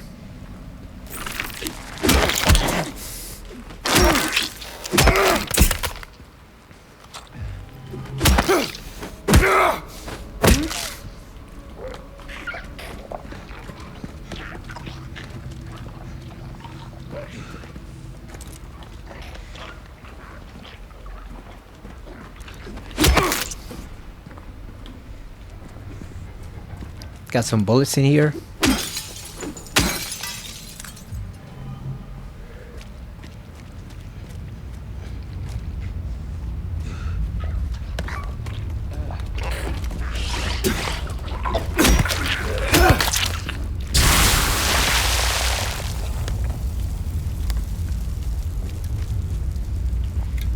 Another health drink, just what we need.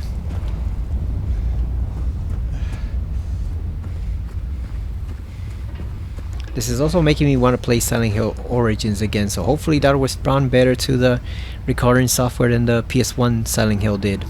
Hopefully it actually works.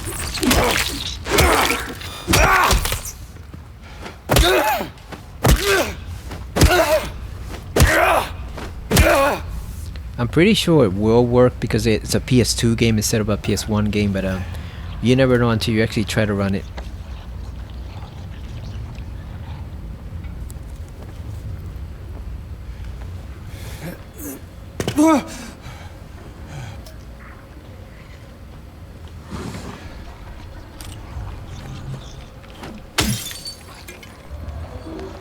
$58. Come on, let's go.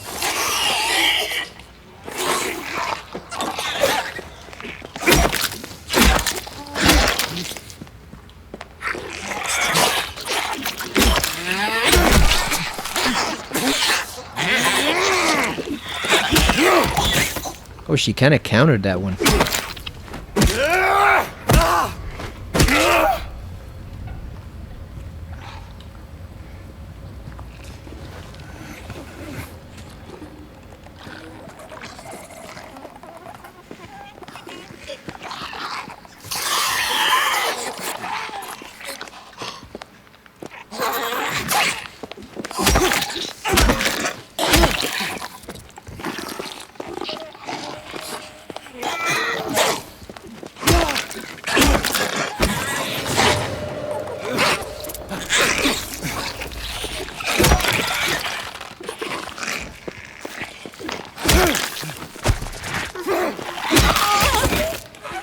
Oh, she screamed.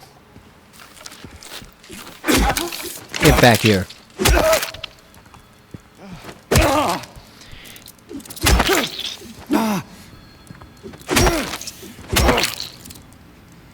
One thing about the combat in this game, I like that it really feels satisfying because it has like a really satisfying like the whack.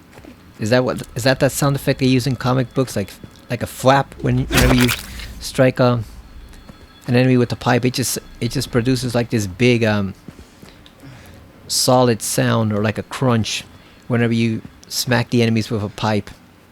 Like you can feel the force James is putting into those blows, compared to even like the regular board with a nail in it. You can just feel the force he's putting into the blows behind each attack. It's very forceful in a way that it wasn't before in the original Silent Hill 2, so that's something I definitely like about the game. Let's go answer the phone.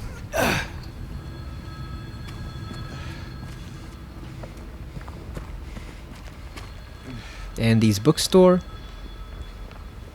Didn't we visit that place in Silent Hill Origins? Or am I confusing it with another bookstore? I think we did visit that place, right?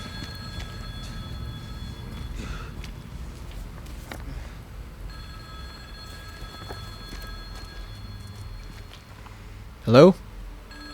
Who is it?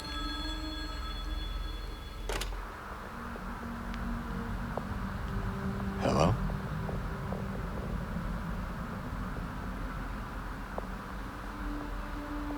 Anyone there?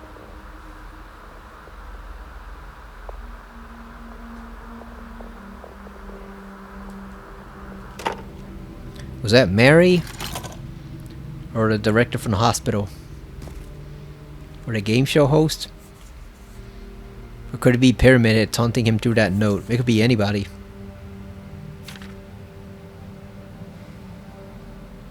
The key will let loose the abyss. Alright, we've got the letter and the wrench.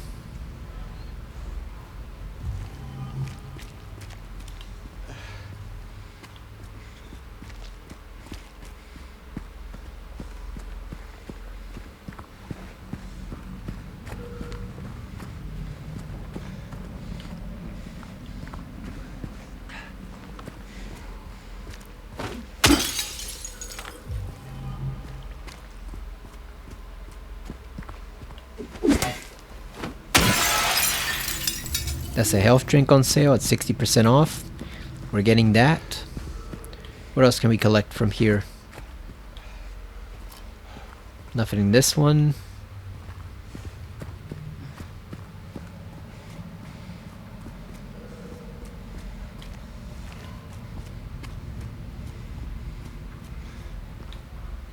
Sale up to 50% off blowout. Drug hotline.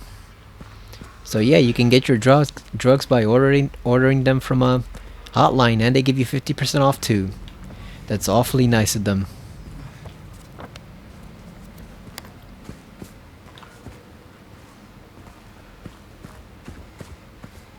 Nothing in here that I can see.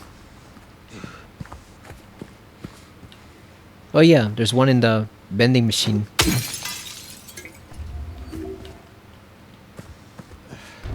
That's locked.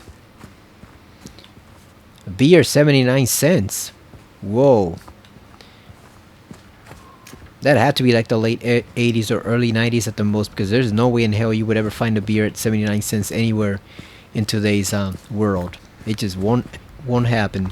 No way in hell would you find a beer or even a soda that cheap anymore. That just doesn't exist due to inflation.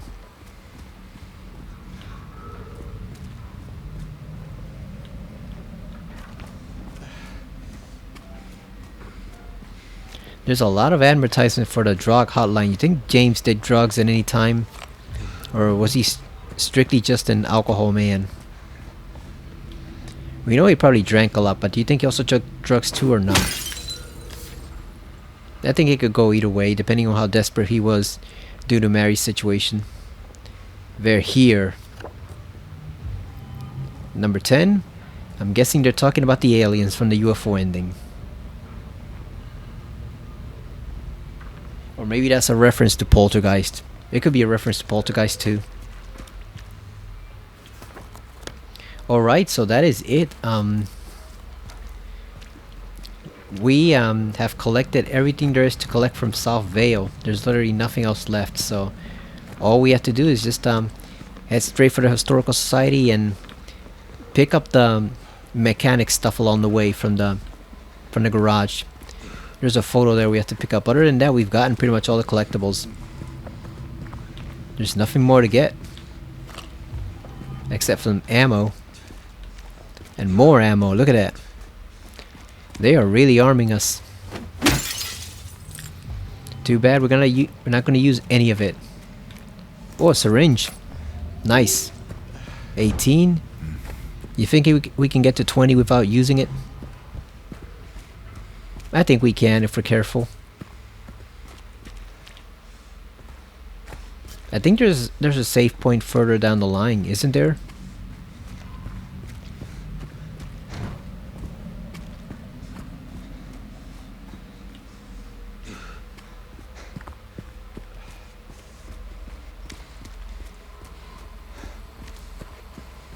There's the record store. It's locked now. We can't get in anymore.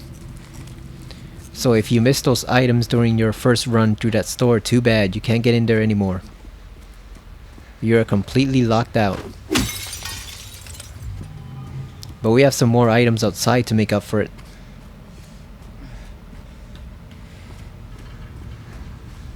The door that wakes in darkness, opening into nightmares.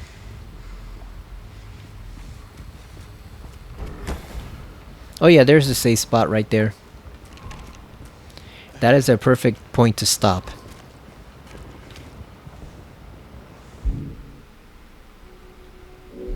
Should we even take a health drink now, or should we just wait until we get to that tunnel? Because there's 2 mandarins in there, so I don't want to take the health drink and right away I get stabbed by one of them and we just go back down to caution health. So I think we might be better off served to...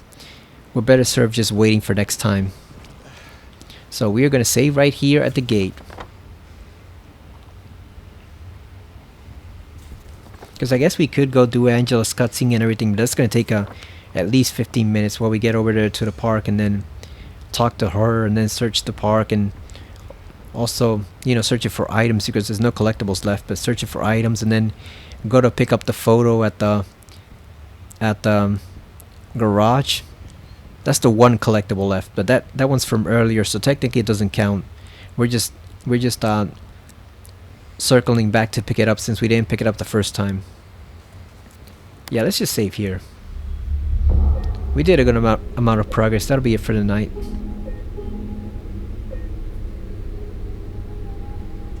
Alright, so we're at the Eastern Tunnel in South Vale. 12 12 hours in. So like I said, we've picked up mostly everything from the town except for that one photo over at the garage, which we had to get the garage door opener to be able to unlock that. The jack, we gotta get the jack from that one car on the other side of the garage. And after that, we can proceed to the Historical Society. I already know the prison is gonna be a nightmare trying to get all the memos and stuff in there, because that section is huge, is expansive, and it is very, very dark, which makes it very difficult to see. So that's probably gonna be a very trying time trying to get all that stuff in there without just going around in circles, because there's a lot of it in there. There's a lot of memos. I think there's more than a couple photos, plus the glimpses of the past. So it's just there's a lot to get in there, and it's a very lengthy section. So that's probably gonna take up all of the video next time, just getting through that one prison section. If I had more time, I'd probably just head to the Historical Society right now, but we're almost at 2 hours, and I don't like to record super long videos because people don't watch them if they see that it's like 2.5 or 3 hours long. So I kind of try to stay under 2 hours, or else I'll only record 2.5 hours if necessary. I prefer more like 2 hours. So yeah, when we come out next time, we're gonna go explore the prison, and before that, pick up some stuff at the Historical Society. We're not picking up the Obsidian Goblet because we're not going for the Rebirth ending, but we can pick up the book. We can pick up the Lost Memories book later on in the hotel. So we'll probably play Silent Hill 3 tomorrow, just so we can get back to that game. And then I also plan on finally finishing Alan Wake 2 tomorrow, so we can actually get started on the DLC, because I got the physical edition of Alan Wake and I've already installed that. So if we finish early, assuming we finish early, we can just go straight to the DLC and start up with probably either Sheriff Breaker or Rose's chapter, one of those two. But that's it for now. Thank you for watching, and I will see you again next time on Silent Hill 2 Remake on the PS5. See you later, everyone. Hope you had a happy Thanksgiving.